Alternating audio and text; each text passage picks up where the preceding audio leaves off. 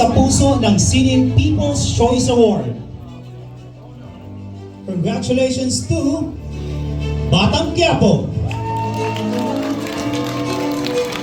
And we call on ang bida at producer, Mr. Coco Martin. And also the line producer, Ms. Leia Canorin.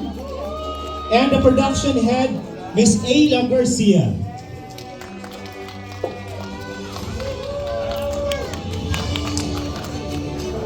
We also would like to call on Chef Emily Bacursa to help us present the award.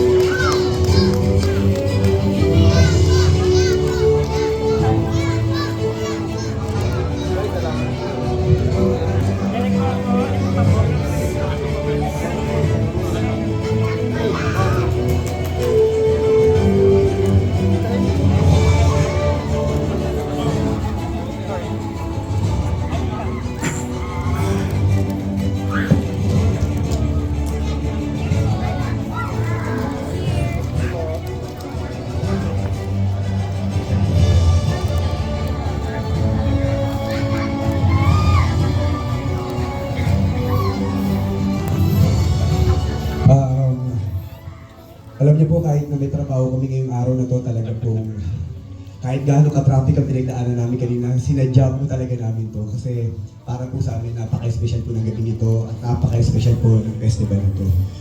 Gusto po namin iparating sa lahat ng nandito ngayon na kami po ay nagpapasalamat sa inyo sa pagmamahal at pagtangkilik niyo po sa Batang Quiapo mula sa Probinsyano.